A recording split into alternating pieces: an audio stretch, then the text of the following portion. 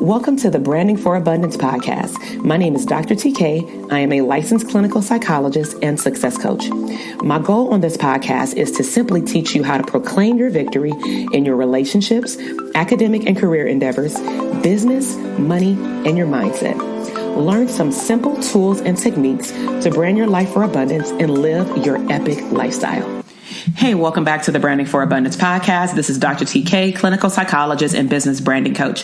So in today's episode, I'm going to be doing something very similar to what I've done in the last two episodes. If you haven't checked out episode 57 and 58, I have been pulling up questions from my Instagram Q&A polls and inquiring or going deeper, I should say, on my end with some of the answers to the questions that I've been receiving specifically about building a profitable private practice and also how to build a luxurious lifestyle as a mental health professional and or therapist. And so one of the questions that I received, and I want to explain my response in more detail, is how did I build my private practice client base in terms of my client caseload? And one of the responses that I gave this person, along with these bullets, but I'll explain the bullets in this podcast episode, is that this is a very loaded question. And this is something that we go through in detail with the Dope Therapist Private Practice Academy.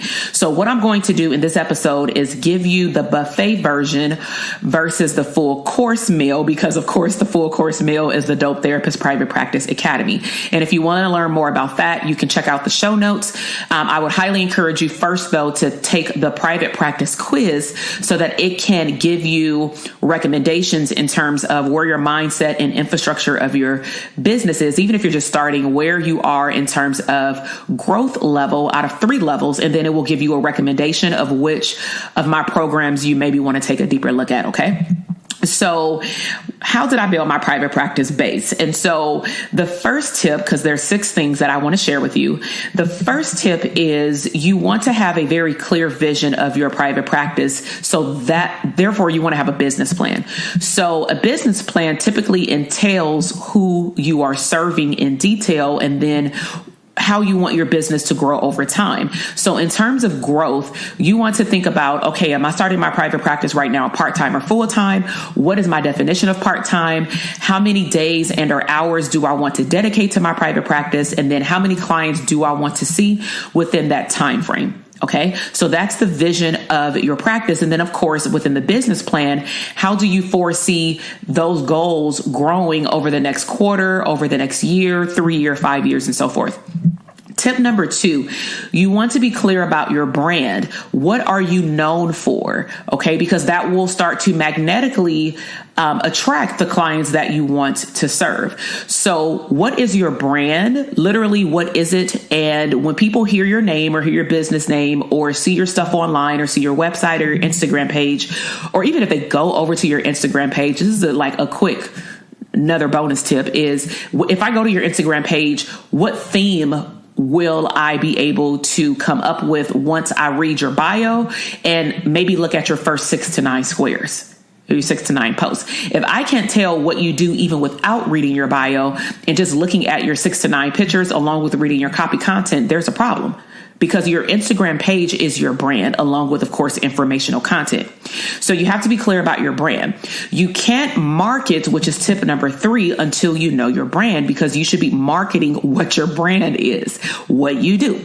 So number 3 is just very simple in terms of what I'm going to share right now, because marketing is a beast within itself. So you have to know what your marketing strategy is, meaning maybe what platforms are you going to market your service on or at? If you need to network with other people, what does that marketing strategy look like? If you're going to do a warm letter and connect with psychiatrists to market your therapy practice, what does that marketing strategy look like? Again, we talk about this in the Dope Therapist Academy in great detail. Tip number 4, you must learn how to get in front of your ideal clients. So once you have your brand and you know what you stand for, what your expertise is, and then you have a marketing strategy, at that point, you know where your clients hang out at. So now you have to show up and show out in front of your ideal client so that they, one, know you exist, two, know what service or product you offer, and then three, they can go and read about your product or service, whether it be on an Instagram post, on a landing page, on your website, on Psychology Today, and actually inquire about your services. So remember, you can't attract a ideal client base if you don't know even who your client avatar is, also known as your ideal client. So tip number 5, it kind of loops into the brand and the marketing, which is your goal should be to become an expert in your area within the mental health profession. Okay. So what I teach my clients in all my coaching programs is that expertise always wins. And people will always pay for a specialist over a generalist every single day.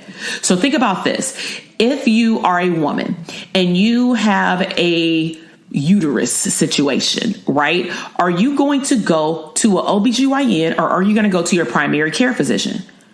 Now, some people may say, heck, I'm going to go to whoever is available first, but who are you going to try to go to first? What office are you going to call first? And then once you clearly identify, oh yeah, the OBGYN, think about why. Why are you going to go to the OBGYN?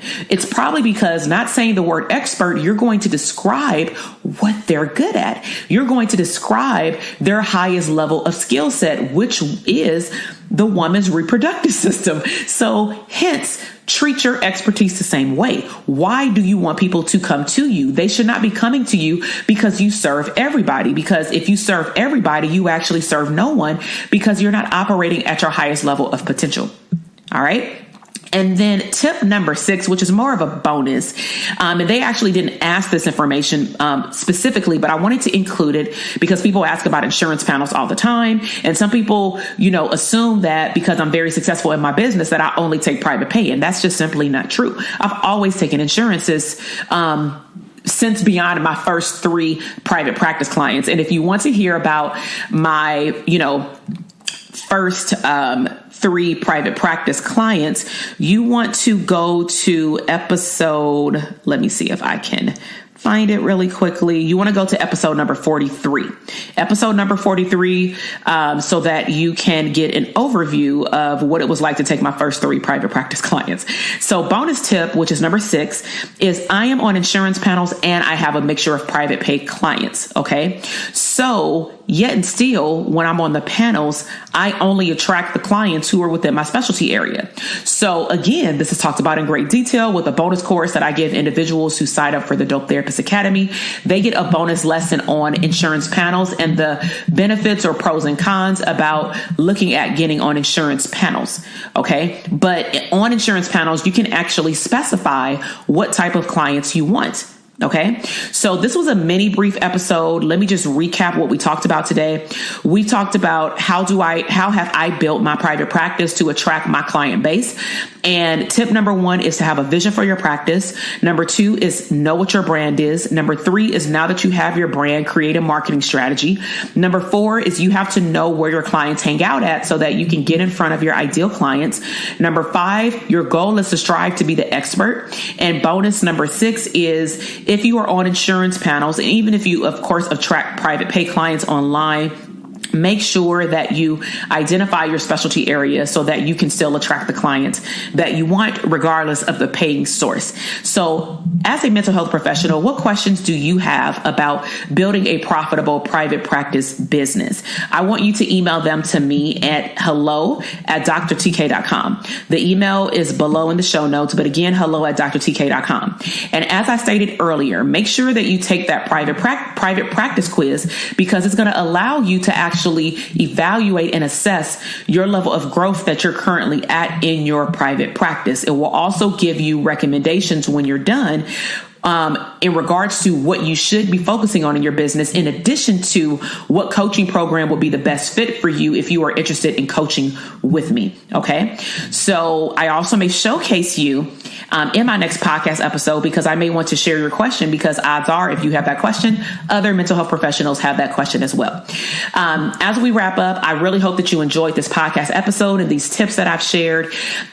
Please make sure that you hop on over also to Instagram and follow me at Dr. TK Psych. Share my podcast episodes and my Instagram profile with other mental health professionals who you would believe would benefit from the information that I share. And also remember that I don't share the same information on both platforms, which is why I always recommend that whoever listens to my podcast, that you hop over there as well, because I'm also able to engage with you a lot more. Now, in return for listening to the podcast episode, I would want to engage with you further on the podcast platform. So because I can't see you, if you could please click subscribe, because it also shows me that because you're engaged and you've subscribed and you've left a comment, meaning feedback, whether it's your question of feedback and or just what your biggest takeaway was, it also tells me that this information is highly needed and I know it's valuable. But when the more people that subscribe, it tells me and it pumps me up, honestly, to produce more content for you and your mental health business. So make sure that you subscribe and engage with me. Let me know that you're here and let me know your biggest takeaway. I cannot wait to see you in the next episode. I love you. Bye.